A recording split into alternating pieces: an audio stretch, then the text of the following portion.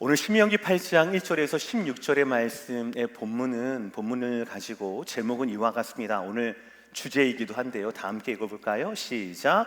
가나안의 위험, 풍요가 하나님을 밀어낼 때입니다. 네, 감이 잡히시죠? 네. 사실은 제가 이 신명기 8장 1절부터 10절까지의 이 말씀을 작년 5월 첫째 주에 설교를 했더랬습니다. 혹시 기억나십니까? 네, 안 나실 줄 알았습니다. 그렇다면 혹시 여러분 기억 중에서 제가 명태, 황태 그건 기억하십니까? 그러실 줄 알았습니다. 그래서 제가 예화를 잘 못해요. 왜냐하면 예화가 메시지보다 더 강렬하게 기억이 나거든요. 그런데 그때 말씀하고 오늘 말씀은 조금 다릅니다. 한번 여러분들 댁에서 혹시 가지고 계신 설교문이나 이런 게 있으면 한번 읽어보시면 그것도 좋은 비교가 될 것 같습니다. 여러분, 우리가 살고 있는 이 시대, 특별히 한국에서 나고 자랐으며 미국에서 살고 있는 독특한 우리의 문화 혹은 우리의 이데올로기라고 할까요? 가치관이라고 말씀드려도 좋을 것 같습니다. 마치 진리처럼 진리와 버금가게 우리가 붙들고 있는 게 있어요. 그게 바로 뭐냐면 결과주의라는 겁니다.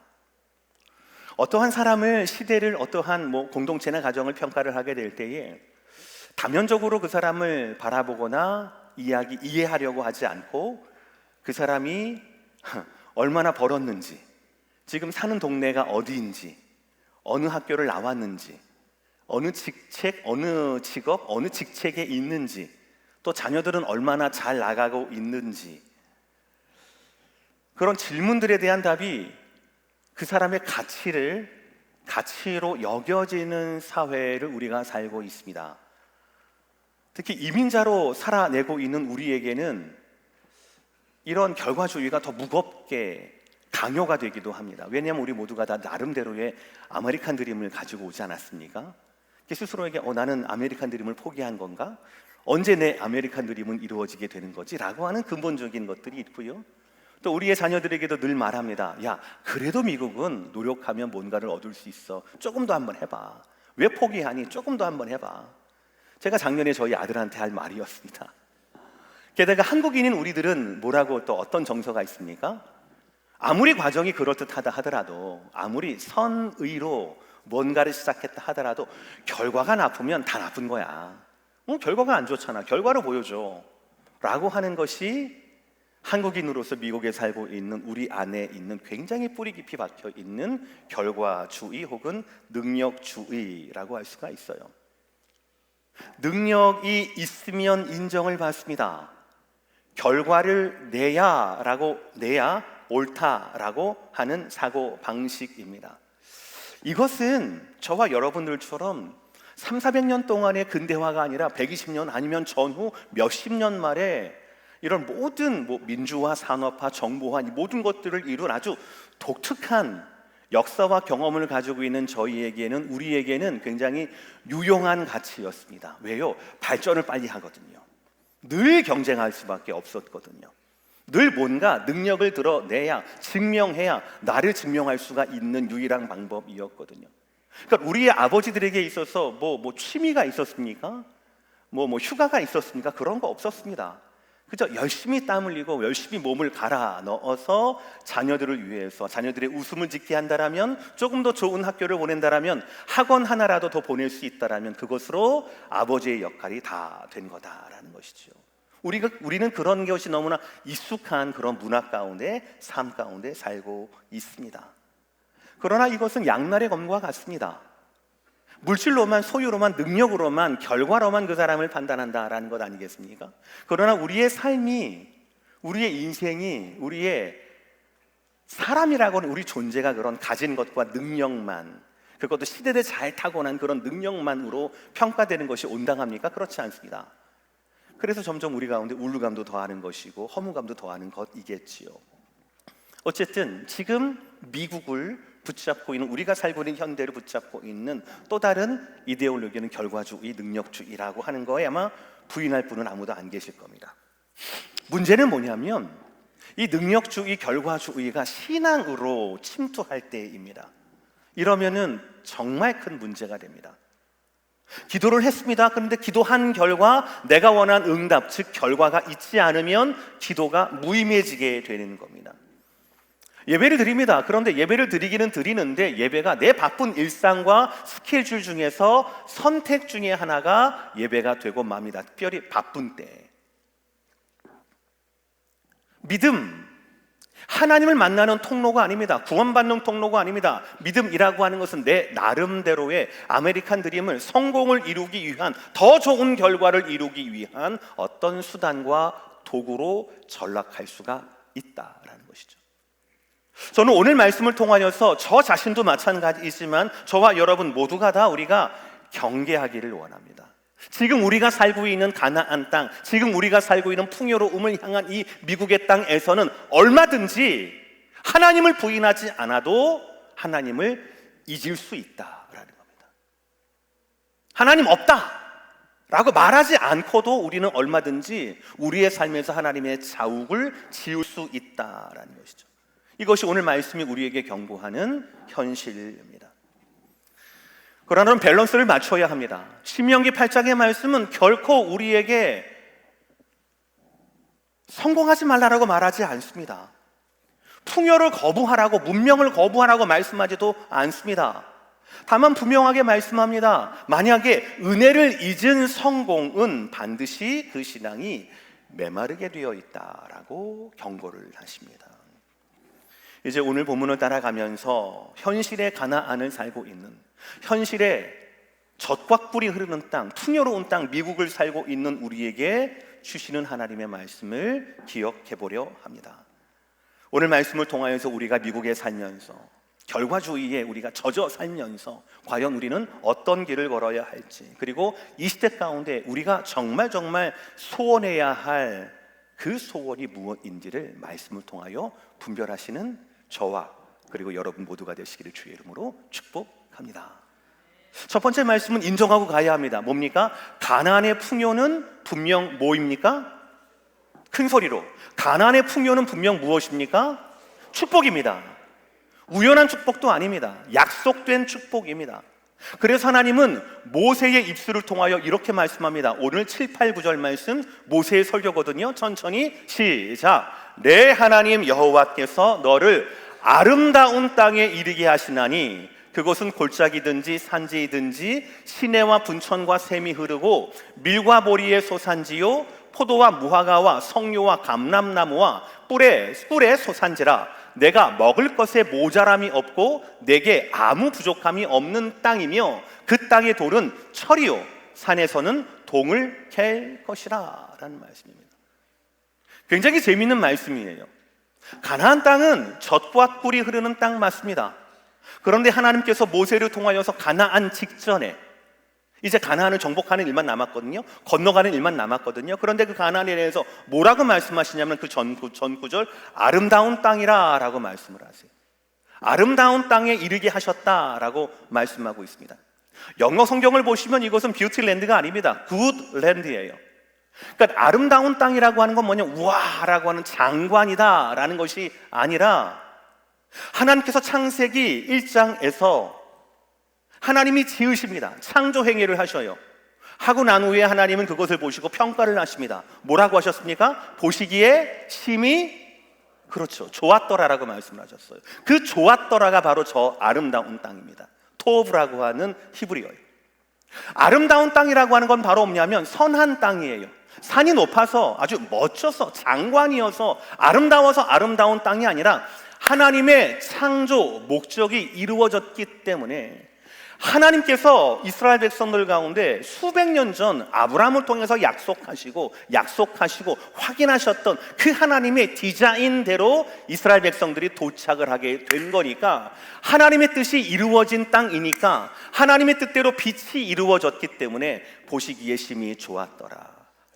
그렇기 때문에 저 가나안 땅을 아름다운 땅이라고 말씀을 했던 겁니다. 그리고 구체적으로 너무 재미있게 말씀을 하세요. 이 땅에는 뭐가 있는가? 시내와 분천과 샘이 흐르고 있다라고 말씀합니다. 지난 40년 동안 광야에서 이들이 물을 얻을 수 있는 유일한 방법은 바로 뭡니까? 모세의 지팡이예요. 반석에서 물을 내야 물을 마실 수가 있었던 겁니다.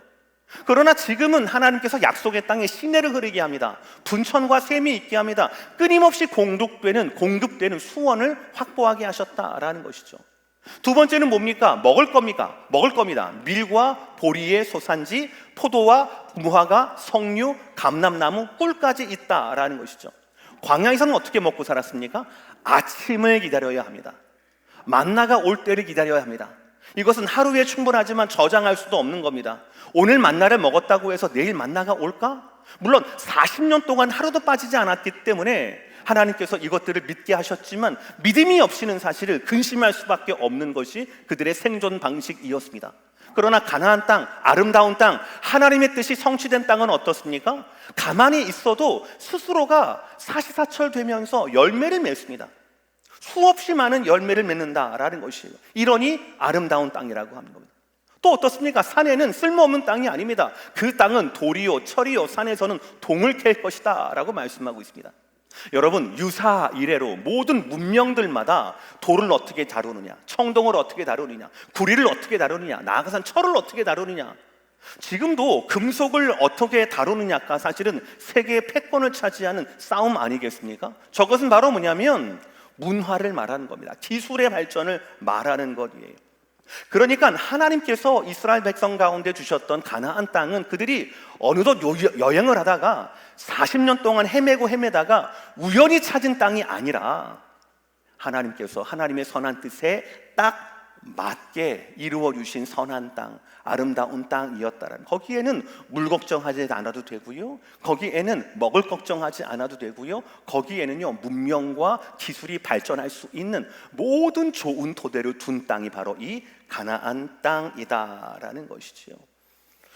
여러분, 이스라엘 백성들 가운데 아브라함에게 약속하셨던 그 가나안 땅을 결국 모세와 여호수아를 거쳐서 지금 이르게 하신 것은 너무나 아름다운 하나님의 그 계획과 언약이 정합되어 있는 현장입니다. 아름다운 땅입니다. 하나님의 뜻이 이루어진 땅입니다. 어찌 가나안 땅이 축복이 아닐 수 있겠습니까? 어찌 가나안 땅의 그 풍요로움이 우리에게 축복이 아닐 수 있겠습니까? 어떻게 사람을 살리는 기술이 우리가 온라인으로 예배할 수 있고, 그래서 지금도 우리 어르신들이 양로병원에서 중환자실에서 보시면서 예배를 드리고 있거든요. 그런 것이 어찌 하나님의 선함이 아닐 수 있겠는가라는 것이죠. 사랑하는 성도 여러분, 우리는 첫 번째 미국에 살면서 기억해야 할 것이 있습니다. 우리가 미국에 살게 되는 것, 우리가 누리게 되는 것, 우리가 갖게 되는 것, 이 모든 것들은 기본적으로 하나님의 선물이며 하나님의 축복이라는 사실입니다. 믿으시면 아멘 하시기 바랍니다. 아멘입니다. 그런데 문제는 바로 뭐냐면 그 풍요의 그림자가 있다라는 거예요. 가나안에도 풍요만 있는 것이 아니라 유혹이 있다라는 겁니다. 그리고 그 유혹이 위험의 시작이라는 것이에요. 재미있는 말씀이 있어요. 12, 13절 말씀 보시면 그 가나안 땅에서 우리의 후손들이 어떻게 사는가라고 하는, 하나님의 축복을 어떻게 누리는가라고 하는 청사진을 하나님이 모세를 통해서 보여주셔요. 우리 다 함께 믿음을 가지고 12, 13절 한번 읽어볼까요? 시작. 내가 먹어서 배부르고 아름다운 집을 짓고 거주하게 되며 또 내 소와 양이 번성하며 내 은금이 증식되며 내 소유가 다 풍부하게 될 때에, 그저 가서 먹고 사는 것이 아닙니다. 풍부하게 된다라고 합니다. 증식하게 된다라고 이야기합니다.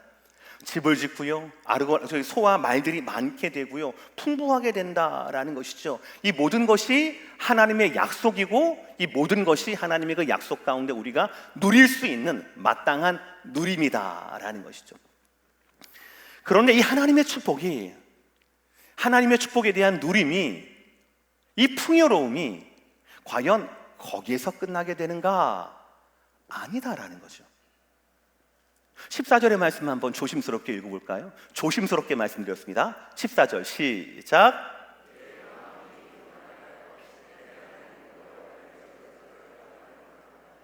우리의 배는 막 불러요. 우리의 소유는 막 늘어납니다. 우리의 입술에 물이 그치지 않습니다. 더 풍요롭습니다.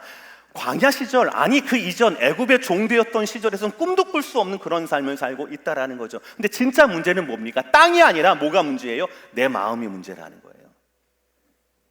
땅은 축복이에요.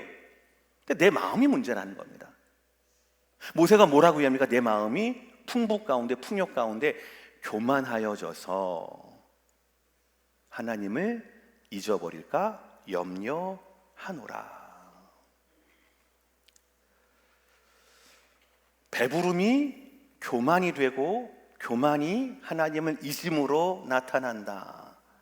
이것이 지금 모세가 말하고 있는 경고의 말씀입니다. 너무나 당연한 거예요. 왜냐하면 지난 40년의 광야 생활을 한번 생각해 보시길 바랍니다. 상상해 보시길 바랍니다. 하루라도, 한순간이라도, 아니 한 걸음이라도 하나님이 없으면 살 수가 없거든요.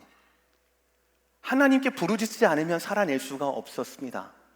물이 마음대로 나옵니까? 만나를 마음대로 할 수 있습니까? 아니면은 자기들이 지도를 보고 여기가 더 좋대라고 갈 수가 있습니까? 구름기둥, 불기둥으로 인도하시는 데만 가야 될 것 아니겠습니까? 멈추는 곳에서는 꼼짝없이 멈춰야 되는 것 아니겠습니까? 그러니까 좋든 싫든 지난 40년은 하나님이 하시는 일에 모든 걸 맡기는 수밖에 없었거든요. 근데 이제는 내 능력이 필요한 겁니다. 내 능력이 이제 다른 사람보다 농사를 덜 잘 지면 되잖아요. 다른 사람보다 더 많이 일하면 되는 거지 않습니까? 그러면 더 많이 풍부해지는 것 아니겠습니까? 근데 가난에서의 그 풍요에서의 배부름은 자칫하다간 자기 만족을 낳는다라는 거예요. 자기 만족 좋은 말이죠. 그런데 자기 만족이 무엇으로 갑니까? 하나님이 필요 없다. 더 이상 하나님은 필요치 않다. 내 힘으로 충분할 것 같은데 무슨 만나야. 옛날 뭘 만나를 기다려. 내가 열심히 일하고 내 소유에서 내 밭에서 내가 양식을 얻으면 되는 거지 뭐. 그렇게 해서 하나님을 잊을까 두려워한다라는 것이죠. 정말 붙잡을 게, 의지할 게 교회밖에 없고 기도밖에 없고 하나님밖에 없을 때는 먹을 걸 위해 기도했습니다. 마실 걸 위해서 기도했습니다. 직장을 위해서 기도했고 신분을 위해서 기도했고 자녀를 위해서 기도하지 않은 날들이 없었습니다. 그것도 간절하게. 그것 말고는 없었으니까요. 그러나 이제 내 지경이 넓혀지고 하나님의 축복으로 말미암아 형통을 경험하게 됩니다. 그런데 이 형통이 내 중심을 차지하는 바람에 하나님이 밀려나게 되는 것이에요. 뭐 매일 그렇게 열심히 기도할 필요가 있나? 미국에 즐길 게 얼마나 많은데 매 주일마다 교회를 찾아갈 필요가 있나? 라고 하는 생각이 어느덧 우리의 가슴 속 중심에 들어오게 된다라는 것이죠. 이것은 인간 본성의 문제입니다. 저도 이것이 120살 모세의 이제 수명이 거의 다한 모세의 약속의 땅까지 인도했지만 약속의 땅에 들어가지 못하는 그런 모세의 안타까움이나 모세의 노파심이었으면 좋겠습니다. 모세님 초치는 것도 아니고 말이야. 우리 가나안 땅에 들어가지도 않았는데 그런 걸 염려하시냐고. 염려하지 마시라. 우리 40년 동안 제자 훈련 받지 않았냐고. 라는 그런 자신만만한 전 반대의 의견이 있으면 참 좋을 것 같아요. 그러나 성경을 보면 이것은 모세의 노파심이 아닙니다. 우리 본성의 문제인 거예요. 예수님께서 누가복음 12장에 비유를 들어 말씀을 하십니다. 12장 19절, 20절, 21절을 보시면 이 비유가 나옵니다. 어떠한 사람이 부자가 있습니다. 그런데 이 부자가 보면 볼수록 대단한 사람이에요. 우리 이 시대의 능력주의, 결과주의에 딱 들어맞는 사람입니다. 한번 읽어볼까요? 19절 시작. 내가 내 영혼에게 이르되 영혼아 여러 해 쓸 물건을 많이 쌓아두었으니 평안히 쉬고 먹고 마시고 즐거워하자 하리라. 농사를 지었는데 이게 너무 풍년인 거예요. 그래서 창고를 부수고 창고를 다시 지어야겠다라고 말하는 와중입니다. 평상시보다 예상하는 것보다 훨씬 더 많은 소출이 있게 된 겁니다. 그리고 이 사람은 특징이 두 개입니다. 능력이 뛰어날 뿐 아니라 두 가지. 자기 영혼을 볼 줄 알아요. 육체만 만족시키는 게 아니라 영혼을 볼 줄 알아요. 그래서 내 영혼아 라고 얘기를 해요. 그리고 두 번째 뭐냐면 그냥 소비만 하는 것이 아니에요. 하나의 것에만 기뻐하는 건 아니에요. 쾌락주의도 아니에요. 뭐냐면 여러 해 쓸 물건을 많이 쌓아둔다라고 하는 대비가 있는 겁니다. 플랜이 있는 겁니다. 장사꾼이 아니라 비즈니스맨이에요, 이 사람은. 요즘 말로 말하면 정말 능력주의의 끝판왕인 사람이에요, 이 사람은. 근데 여러분, 이 자체, 19절의 말씀 그 자체에 이 사람의 선함과 악함이 드러납니까?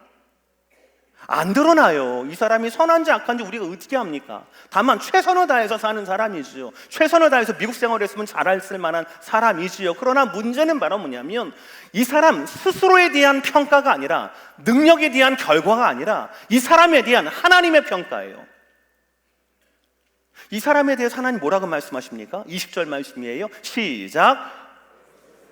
이거예요. 어리석은 자여입니다. 어리석은 자여. 2000년 전 예수님 당시에 자기가 아니라 영혼을 떼어놓고 말할 수 있을 정도의 영성을 가진 사람이 얼마나 됐을까요? 2000년 그 당시, 지금도 그렇지만 2000년 그 당시에 하루 먹고 하루 살고 하루 먹고 하루 살고 그랬던 그 시대가 평범했던 시대인데 몇 년치 할 만한 그런 계획을 가지고 능력을 가지고 추진력을 가지고 창고까지 때려부시고 다시 할 만한 성공한 능력을 가진 사람이 얼마나 있을까요? 하나님의 평가가 아니라면 이 사람은 지금 이 시대에도 박수 받는 사람입니다. 지금 이 시대에도 늘 표지에, 늘 신문 가운데 뉴스의 중심에 나올 사람들입니다. 시대를 잘 읽는 사람이라고 말할 수가 있겠죠. 많은 사람들이 이 사람에게 세미나를 요청을 할 수 있는 사람이 이 사람입니다. 근데 이 사람이 가진 능력이 아니라 이 사람을 향한 하나님의 평가는 뭐라고 합니까? 어리석은 자여라는 말씀이에요.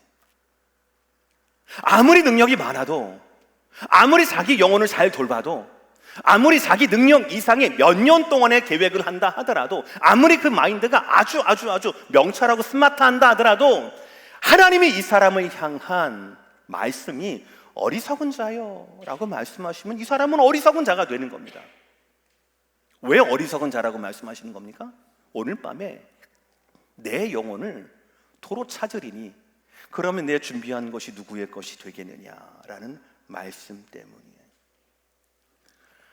오늘 밤에 내 영혼을 도로 찾는다는 이 주님의 말씀은 바로 뭐냐면, 이 사람이 능력 있고 부자에다가 자기 영혼을 돌볼 줄 알면 오늘뿐만 아니라 몇 년 동안 플랜을 가지고 있는, 우리가 보기에는 정말 완벽한 능력의 사람이다 하더라도 그 완벽한 능력이 이 사람을 구원할 수 있는 어떠한 실마리도 되어주지 못한다라는 것이, 우리의 능력이, 우리의 소유가, 우리의 계획이, 이 사람 오늘 평안하잖아요. 평안히 쉬고 먹고 마시자, 즐기자라고 얘기하지 않습니까? 우리 삶에 대한 우리의 만족이 아무리 깊다 하더라도 우리의 영원의 문제와는, 우리 구원의 문제와는 하등 상관이 없다라는 것이지요. 예수님은 이 사람에 대해서 그 다음 구절인 21절에 이렇게 말합니다. 두 가지 평가를 하세요. 자기를 위해 재물을 쌓아둘 뿐이라고 말씀하시고, 그 뒤에 말씀이 더 서글퍼요. 하나님에 대해서는 부유하지 못한 자라는 것입니다. 하나님에 대해서는 부유하지 못한 자라는 것이, 이 사람은 영혼에 대해서는 부를 줄 알았습니다. 내 영혼아 만족하자. 그러나 영원에 대해서는, 하나님의 영역인 영원에 대해서는, 구원에 대해서는 어리석은 자일 뿐이었다라는 사실이지요. 여러분, 신명기 8장의 모세의 말씀이, 누가복음 12장 예수님의 그 말씀이 바로 풍요 속에 가나안 가운데 정착해 살고 있는, 미국에 정착해 살고 있는 저와 여러분을 향한 하나님의 경고입니다. 오늘날 우리도 끊임없이 유혹을 받습니다. 미국에 살면서 더 큰 집, 더 좋은 자동차, 더 많은 저축, 자녀들의 더 나은 직장, 뭐 이런 것들, 이것들은 아까 1대지에서 말씀드린 것처럼 그 자체가 나쁜 것은 아닙니다. 하나님의 약속이고 약속에 대한 하나님의 성취입니다. 심지어 이것을 하나님은 아름다운 땅이라고 말씀하셨거든요. 근데 우리의 한계 때문에, 우리의 능력 때문에 그 아름다운 땅에서 아름답지 못한 일들이 많이 일어나거든요. 형통이 우리 마음의 중심이 될 때에, 그때 하나님은 자동으로 밀려나게 된다라는 사실이에요. 모세가 경고했고 예수님께서 가르쳤으며 우리가 날마다 경험하는 사실 아닙니까? 오늘 본문이 강조하는 것은 너무나 현실적이기 때문에 더 무섭습니다. 우리를 무너뜨리는 사단은 총과 칼로 우리에게 다가오는 것이 아니다라는 것이죠. 오히려 풍요라고 하는 옷을 입고 나타날 수 있다라는 거죠. 가나안의 그 분명한 복이, 어떤 민족도 가지지 못했던 그 복이 유혹과 위험의 시작이 될 수 있다라는 것이죠. 하나님의 관계가 확 한 번에 끊어지는 것이 아니라 천천히 희미해지게 만들어진다라는 것이죠. 이것이 바로 가나안의 위험이다라는 겁니다. 그럼 여러분, 우리가 이 땅에 살아가면서, 이 가나안의 위험 가운데 살아가면서, 유혹 가운데 살아가면서 어떻게 살아가야 우리가 하나님의 아름다운 삶, 아름다운 인생답게 살아낼 수가 있을까요? 그 답은 한 가지밖에 없습니다. 시작. 예수 그리스도를 기억하고 주시하라. 예수 그리스도를 기억하고 주시하라라는 겁니다. 오늘 모세를 통하여 하나님께서 경고를 쭉 뒤에 말씀하시잖아요. 그런데 경고를 말씀하시기 이전에 2절 말씀에서 이미 답을 우리에게 알려주셨습니다. 2절 상반절 말씀입니다. 시작. 내 하나님 여호와께서 이 40년 동안에 내게 광야길을 걷게 하신 것을 기억하라. 기억하라. 광야길을 걷게 하신 그 고난을 기억하라. 고난 가운데도 너를 지키신 하나님을 기억하라 라는 말씀입니다. 요즘 한국의 젊은이들에게 이런 말 하면은 욕먹는다고 합니다. 무슨 말이냐면요, 젊을 때 고생은 사서도 한다라는 말이 있죠. 그 얘기하면 혼난대요. 예. 실패는 성공의 어머니야 라는 말 같은 것도 있죠. 그것도 말이 안 된대요. 왜냐하면 실패를 용납하지 않는 사회를 만들었기 때문에 그렇습니다. 우리가 폐장병들은 우린 용납하지 않거든요. 에이, 능력 없는 사람들. 아무리 착하면 뭐해? 능력이 있어야지. 아무리 예수 잘 믿으면 뭐해? 능력이 없는데. 우리 그렇게 생각하거든요. 그런 상황에서 그런 사회를 만들어 놓고 무슨 실패가 성공의 어머니라고 얘기를 합니까? 무슨 젊어서 고생을 사서도 한다라고 얘기를 합니까? 근데 모세는 뭐라고 얘기합니까? 자, 이제 가나안 땅 이제 입성 직전입니다. 그럼 우리는 뭐라고 합니까? 고생 끝 행복 시작. 우리 이렇게 생각하잖아요. 그렇죠? 군대 좀 약간 심하게 다녀오신 분들은 거기에 대해서 오줌도 안 싼다고 얘기잖아요. 고생 너무너무 심하게 했던 아주 나를 너무너무 힘들게 했던 그런 보스가 있는 직장은 여러분 쳐다도 안 보지 않습니까? 그렇죠? 고생 끝 행복 시작. 모든 것들을 잊어버리고 이제는 내 누릴 것만 누리면 된다라고 하는 게 우리의 마인드셋이에요.